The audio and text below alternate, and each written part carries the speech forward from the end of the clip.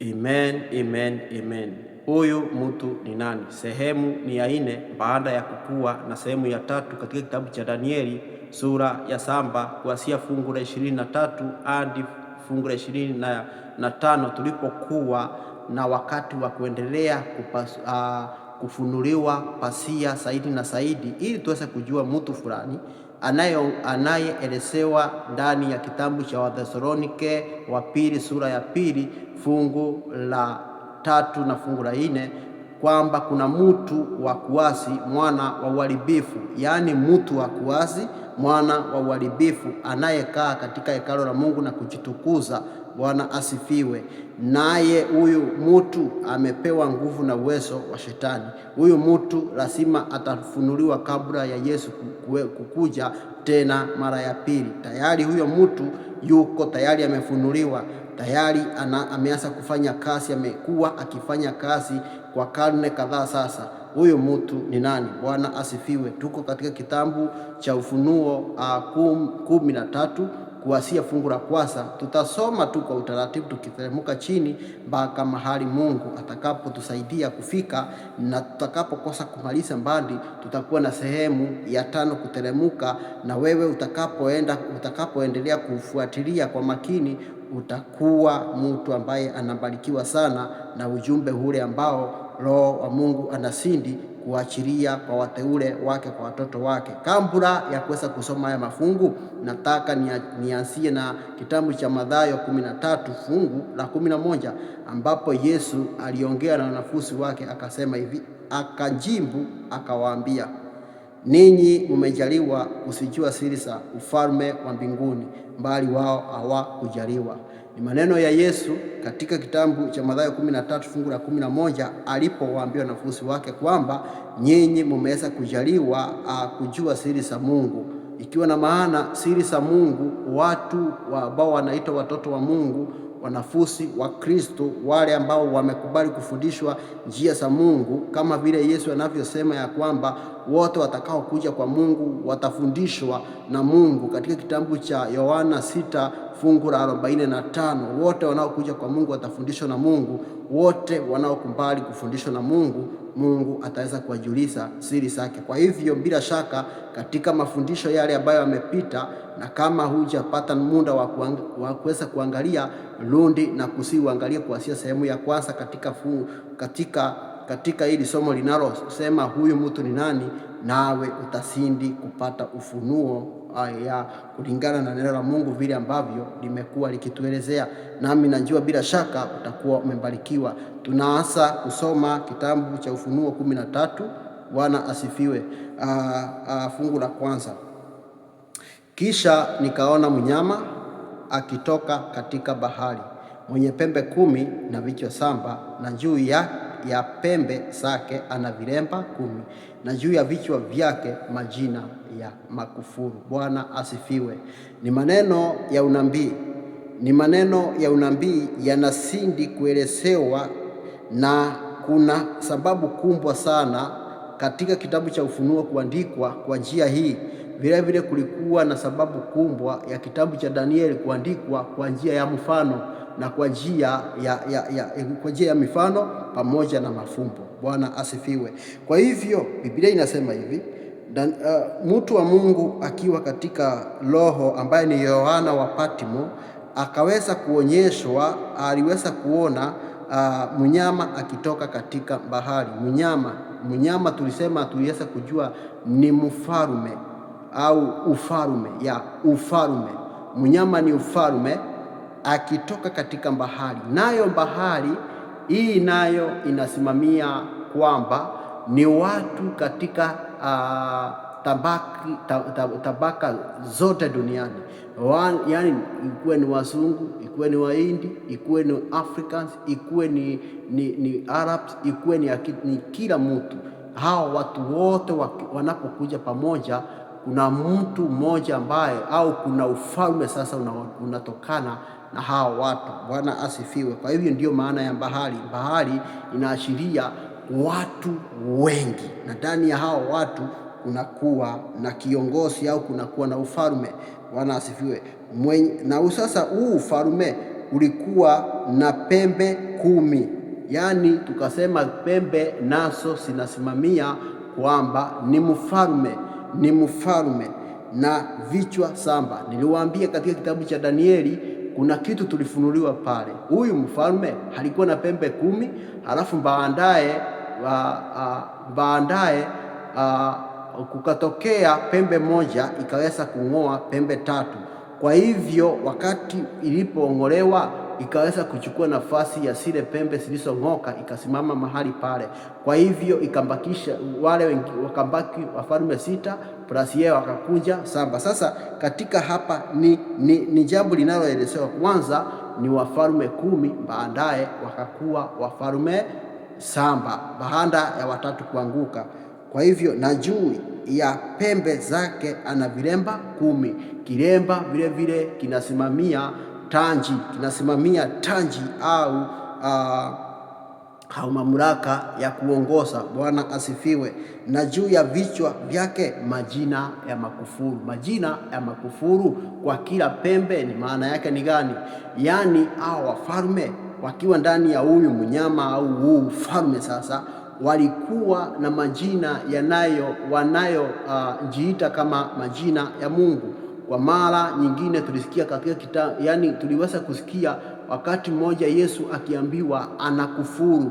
Kukufukuru kwa sababu alikuwa anajifananisha na Mungu kulingana na kauli ya Mafarisayo, waandishi wa sheria pamoja na makuhani, aliposema ya kwamba yeye ni mwana wa Mungu, na kusema kwamba ni mwana wa Mungu, basi wakasema huyu anajiita Mungu. Bwana asifiwe. Kwa hivyo mafukuru ni njia moja na kujifananisha na Mungu. Hawa wafalme wakakuwa na majivuno kiasi kwamba wakakuwa na hali ya kujitukuza kama Mungu. Bwana asifiwe. Fungu la 2, na yule mnyama niliyemuona alikuwa mfano wa chui, na miguu yake ilikuwa kama miguu ya dubu, na kinywa chake kama kinywa cha simba. Yule njoka akampa nguvu zake na kiti chake cha enzi na uwezo mwingi. Fungu la 2 linatupa sifa za huyu mnyama ambaye yuko na sifa cha chui,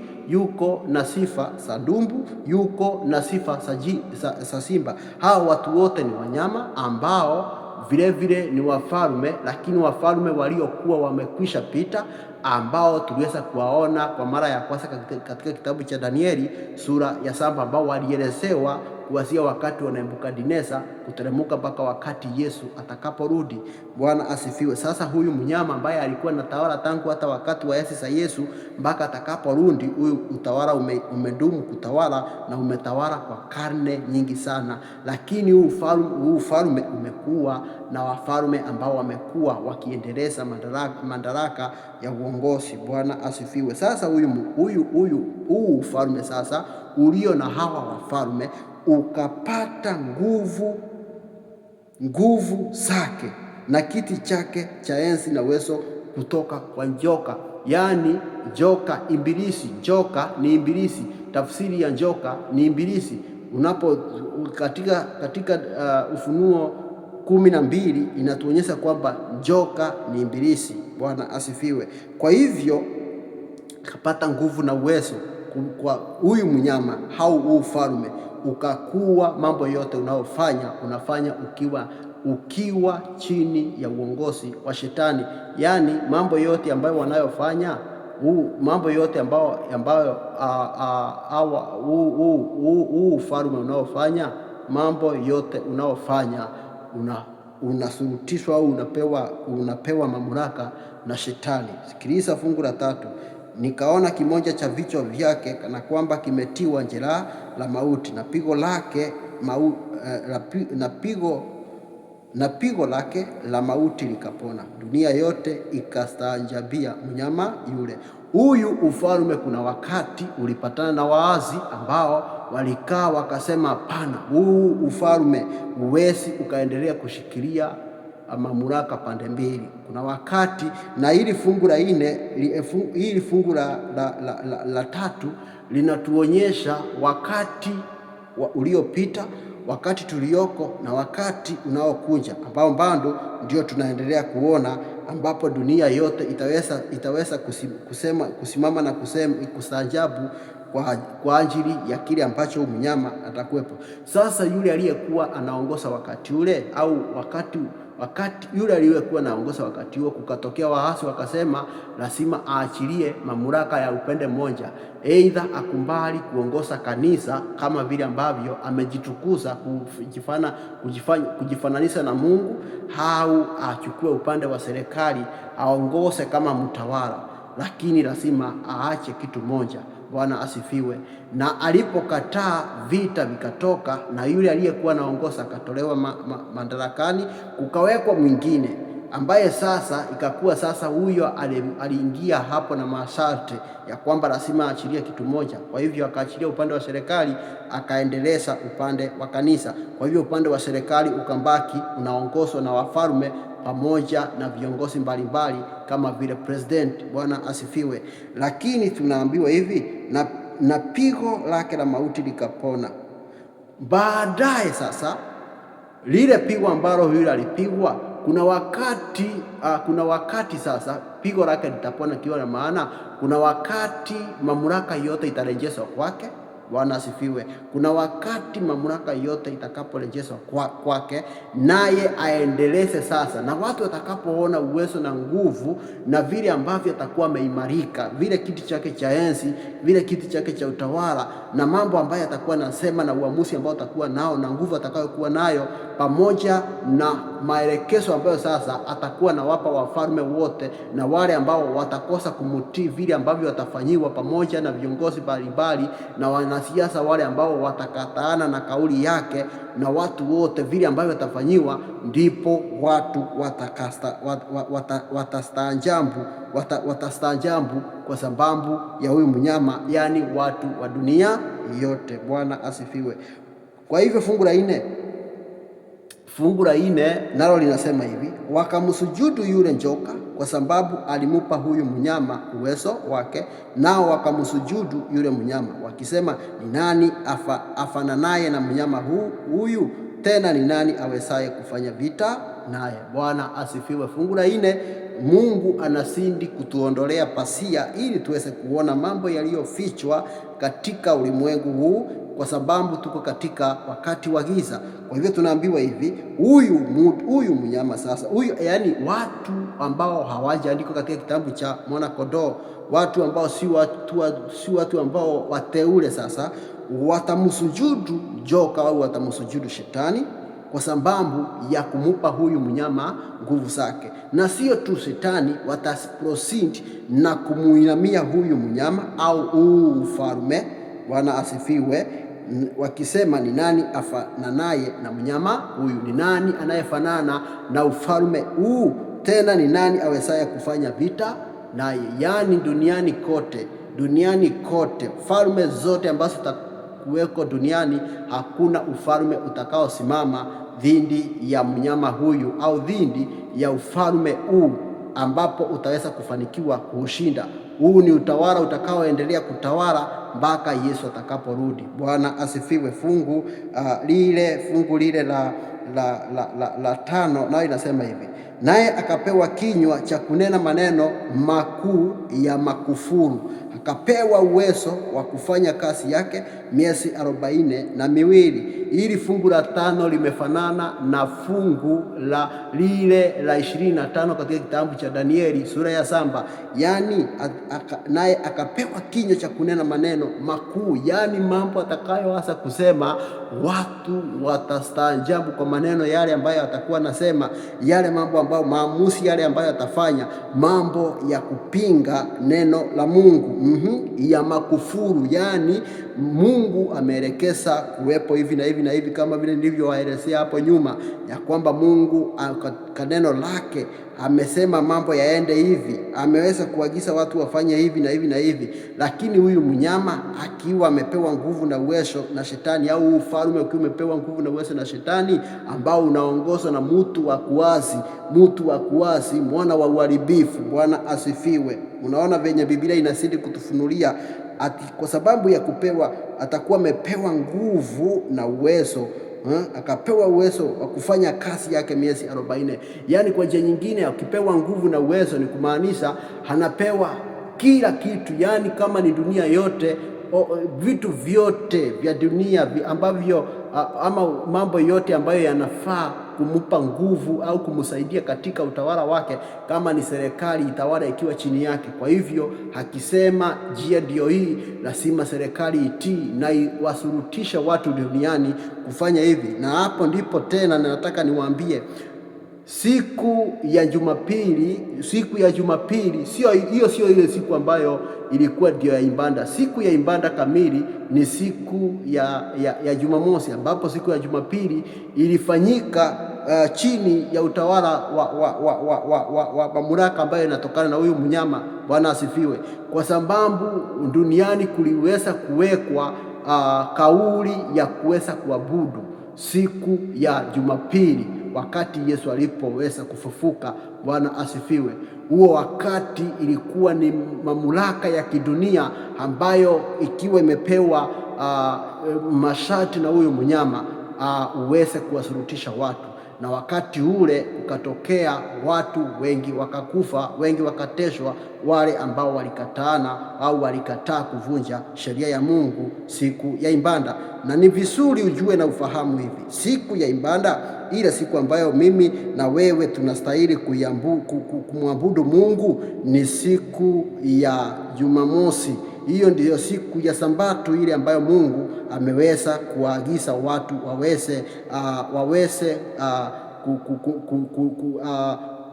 yani waweze kupumzika, pumziko yani wakuwe na raha ya Mungu. Yani ni siku iliyotakaswa, ni siku iliyobarikiwa, ni siku iliyotengwa kwa ajili ya ibada. Bwana asifiwe. Lakini kwa watu kwa kutojua na mambo ambayo yamefanyika duniani, watu kwa kutojua wamekuwa watu ambao wamekuwa wakienda ibada siku ya Jumapili. Bwana asifiwe. Haya ni mambo yaliyo nyeti sana, ni mambo ambayo yanahitaji tuendelee kufuatilia sana, ili tuendelee kupata nuru ile ambayo Mungu anataka tuweze kuijua. Kwa hivyo huyu akapewa uwezo wa kufanya kazi miezi 42. Sasa ile miezi alipewa miezi 42 ni kama tu ni sawa na vile ambavyo Danieli tuliona sura ya 7 akapewa afanye nyakati 2.5 wakati. Yote ni miezi 42, yani yote inaleta jumla ya siku 1260, ambapo katika Biblia inatueleza kwamba siku moja inasimamia mwaka mmoja. Hiyo inakuja miaka 1260. Hiyo ni neno la Mungu linavyotuelezea. Wakati fulani niliwaambia utakuja kusoma maana ya tafsiri za Biblia. Bwana asifiwe. Fungu la 6, akafunua kinywa chake amtukane Mungu na kulitukana jina lake na maskani yake, nao wakao mbinguni.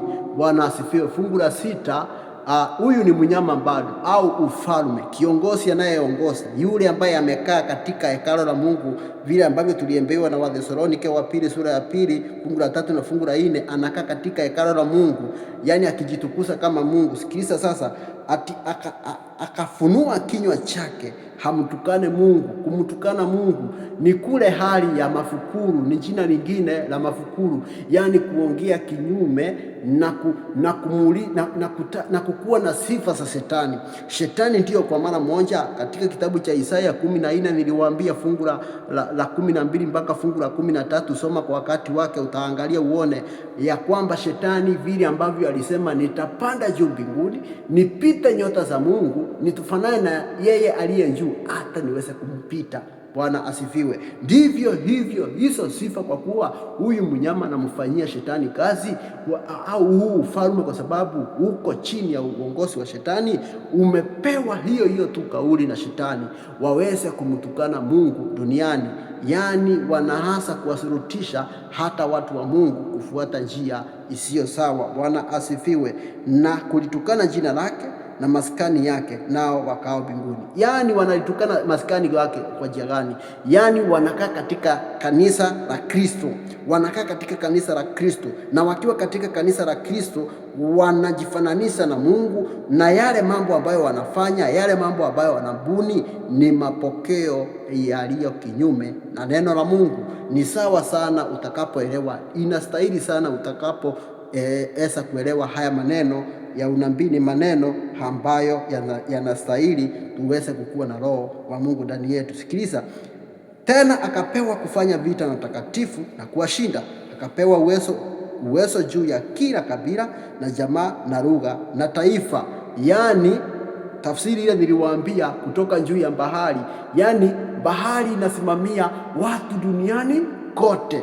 Yaani huu uongozi uko katika dunia yote, misisi yake imeweza kuruhusu duniani kote. Watu wote, wewe ni tajiri kiasi gani, wewe ukuwe ni mwenye biashara kiasi gani, makanisa, wewe ukuwe ni president, yaani ukuwe wewe ni mtawala, wote kuna vile wanasubmit, yaani wanatii mamlaka ya huyu mtu. Hanakaa wapi? Kwa wakati mwingine atakuja kuangalia, ameweza kuelezewa katika kitabu cha Ufunuo sura ya 17. Hiyo ameweza kuelezewa kitabu cha Ufunuo sura ya 17. Kuna mji fulani ambaye huo mji si mtu yeyote ambaye anaweza kaingia huko. Ni mji ambao uko na sifa za pekee, yani sifa za kutisha. Mamlaka ya duniani inaamuliwa katika huo mji. Kwa hivyo tena akapewa kufanya vita na watakatifu, watu ambao watasimama kwa neno la Mungu, wale ambao watakubali kutii njia za Mungu, wale ambao watasema hapana, hatuwezi tukampigia shetani magoti, hatuwezi tukakataa, hatuwezi tukakosa kuendelea na sheria za Mungu. Hao watu Biblia inasema wataweza kupigwa na wataonekana kushindwa, kwa sababu yani kwa njia nyingine hawatakuwa na hawatakuwa na say. Huyu uongozi ndio mambo yote, uko na machinery yote duniani ni yao. Wakisema ni left ni left, wakisema ni right ni right. Kwa hivyo kwa wale wote ambao wanashika sheria za Mungu, wengi, Yesu akasema wengine watawapeleka magerezani, wengine watawafunga, wengine watawaua, na wengine watawafanyia nini. Hiyo inaonekana kana kwamba watu wa Mungu watashindwa, lakini ni heri tushindwe hapa duniani, lakini duniani tukue nayo sehemu. Yesu akasema itafaa nini utakapopata dunia yote, lakini ukose kupata ufalme wa Mungu. Mungu akupe nguvu, Mungu anipe uwezo wa kuyastahimili, yani kustahimili mambo yale ambayo tunaweza tukapatana nayo tunapofikia wakati wa mateso makali kutokana na huu ufalme ambao utakao usurutisha watu sasa kufuata mapokeo. Bwana asifiwe. Fungu la mwisho, fungu la 8, na watu wote wakao juu ya nchi watamsujudu, kila ambaye jina lake halikuandikwa katika kitabu cha uzima wa mwana kondoo aliyechinjwa tangu kuwekwa misingi ya dunia. Watu wote ambao hawajaweza kujaliwa kuingia katika ufalme wa Mungu, wale ambao hawajaweza kuandikwa katika kitabu cha mwana kondoo, lazima watajipata wakimtumikia huyu mnyama. Hakutakuwa na njia nyingine bali ni kumtumikia huyu mnyama. Lazima wataweza kukua chini ya uongozi wa huyu mnyama, na ni hawa watu ambao hawajaweza kupata wokovu. Kuna watu wengi ambao watafikiria ni Wakristo, lakini kwa sababu ya kutoweza kukumbali njia za Mungu, akakumbali njia za huyo mnyama kwa sababu tena ya kuogopa mateso ya dunia, nao wakajipata wakifanya mambo ambayo hayamtukusi Mungu au maneno ambayo yanayopinga njia za Mungu. Basi watu wa namna hiyo watakuwa katika hatari ya kutawaliwa na huyo mnyama. Jiulize na mimi nijiulize, imani yako imesimama vipi? Umesimama namna gani katika imani yako? Hiyo ni jambo zuri na jambo la maana langu na wewe kujiuliza, ili tuweze kuenenda katika njia zinazostahili mbele za Mwenyezi Mungu. Mungu akubariki sana, kutende mema, sindi kufuatilia, na Mungu atatusaidia. Kristo wa neema yote atasindi kutupa nuru ya pekee, ili tuweze kujua mahali tunastahili kukanyanga. Amen, amen, amen.